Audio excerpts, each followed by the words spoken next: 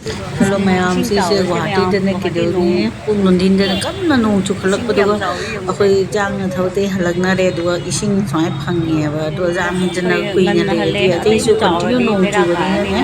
ate su ising che chawrani haina akhoi lakpani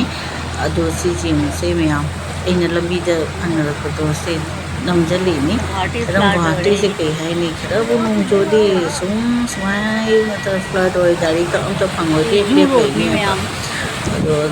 jahan to bus ka chatli kotli gari macha lo pan na le kana bo chat pa ngam de siga asini dong ma khong footpath ne ising na ta du gari jalaga ma ki ke no na ke waves tu na so me gi ma khong ka loi chotli to si se memory oi na bagi ai hai na aina mayam da shim share to pani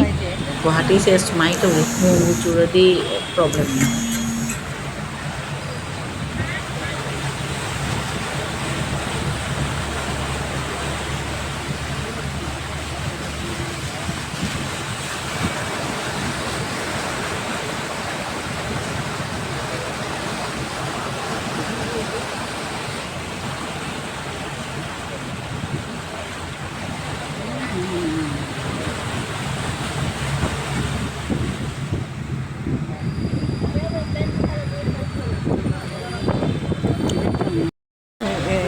se asida ising ate ayo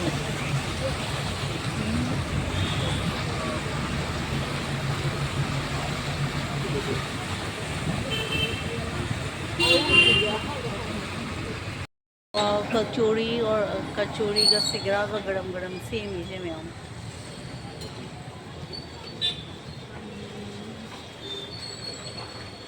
sige le da babanis khasa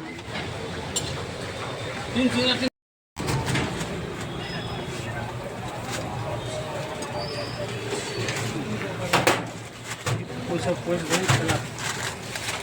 ठीक है यहाँ से जो ngapai dia kau tu yang se ngapai ni jauh lah 11 kilos kilo ni ngapai aku sih hai ga 11 kg ngapai ni se mayam jauh tu yang je aku ini yang ngai ke hai ngai se pai với hay bra hay vừa ngapai ni đâu mai chuyện đó xin video tôi hồ ghé tôi đi nghe xin ngapai cái video này xem về không Akhoi ngapai na chắc cha rồi đi khơi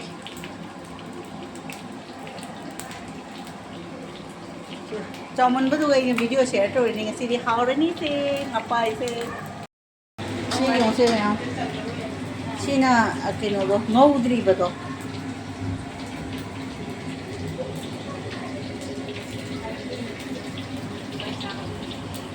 sini se me am chao da jung asina ma ki am kasi ki marung ro ai pa ngai cái ngapai ki marung se jam na kup te ne pau ri ma ne tin se sina ma ki ke hai ta re ma tha ki sai ki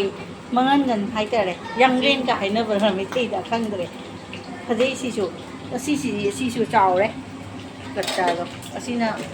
otte me am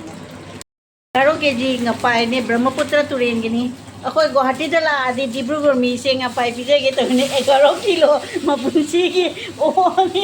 sukui moi Dibrugarh da nga phang de ba nga phang de ba mi ni nya ma ke se pe na pije re ge na 11 kg ni akhoi ite na pina 11 kg dei ne 11 kg do akhoi ite na ba ai 11 kg do chamol le katna puro hai akhoi ite na pisina pizza re ge ne 11 kg do mi do puro pani ite na hai ba ei nang do chamol le ngamaro hai na chat pa matam thore nga do loi ha ro adu pizza re mokhatli khara ngauri thayeng chatri bo cha na ba ki hai chat tore Akhoi pizza cha do lo kang la ni tosti ni loi na pizza de si loi ba da man Dibrugarh tha gi dro ba ni ai khang ba angang yin se ngapai hai se nga se pai lo ngom lai ngapai ko ri se ai sana no ne tu mai sini se mayam ai oi be is oi be ni Dibrugarh da ne nga se Brahmaputra gi se Brahmaputra nga se sujam phangna deba haidi chaba phangdeba haidi keno Dibrugarh da ne nga se jamna available de khoi Guwahati da di kasar Guwahati da di nga jam phangeba adu ni nga si di pa 11 kilo ni la galo asina umoro ki na ame pi to doi ba hai angang ding ahum pha pani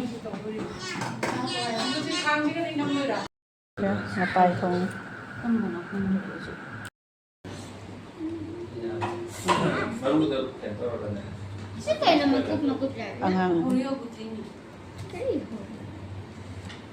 ahouba ni horiyo guti ni hadi hangam maru paste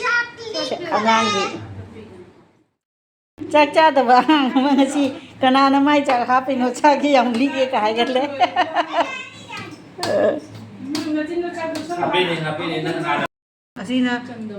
asina khamin chibi khang chandana to ma na khamin chibi ga to gi ni sina asina chumna thongi akhoi khang chanda ba nga ni le le che se se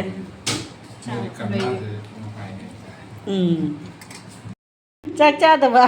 ngasi kanana mai chak ha pe no cha gi yam li ge ka hai gat le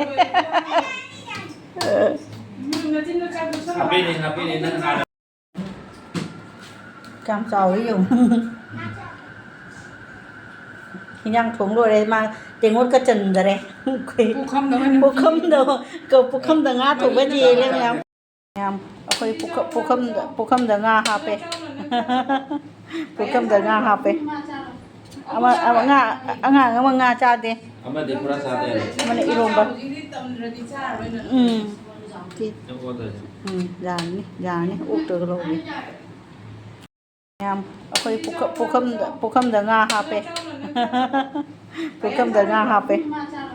ama ngã cha đi ama đi pura sa đi ama này irom ba dạ úp được rồi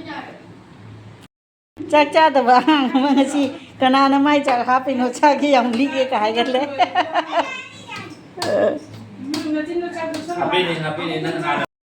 sina angang gi group ni hau bra nga do ai maru man biri ni ma che angang yang gi maru man biri angang ani si ta ni nga chai je ama si cha de ama si na paneer ro ta le si da akhoi gi ore kada chao re he lek tho ni nga se sina koi bhat kerela hai do aduga alu ga met pani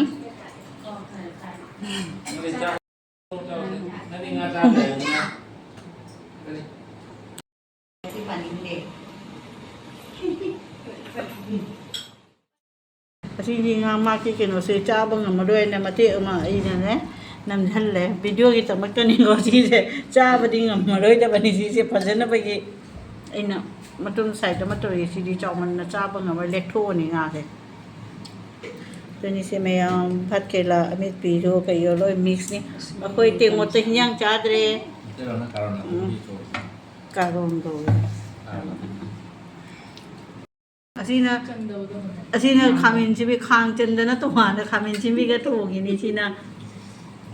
asina chumna thongi akhoi khang chanda ba nga ni le le che se se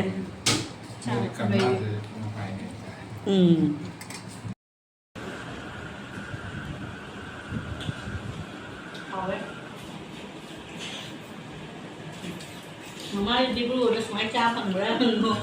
Brahmaputra tuh di jalan, kayaknya jauh paus nih. Jadi cara ngapai cara. Ada mui mereka tuh pang mereka. Natra, mui sudah jauh di, sampai yang mui itu tuh harus ada lo dari dia paus nih. Ayo udah sudah mencoba mak. Ayo udah kita jadi di bulu ada udah. Doja, I Dibrugarh ure. Ure bo. Mas bidada.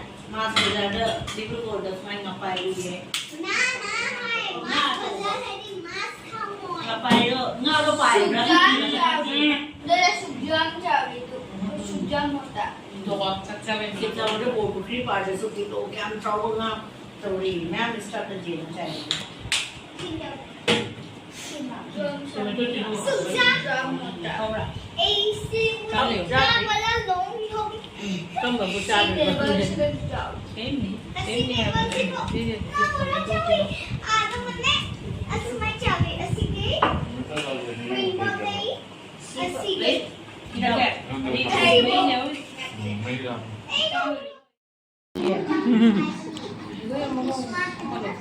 ค้างได้จนแต่นัตวาทั้งมือเลยนี่ใช่ไหมครับ Ini chaba ya achouba.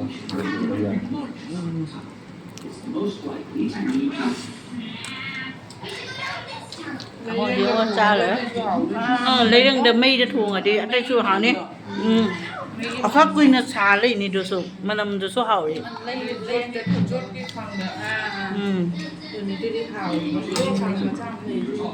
chân lôi rốt cái thằng mà cha chân lôi nè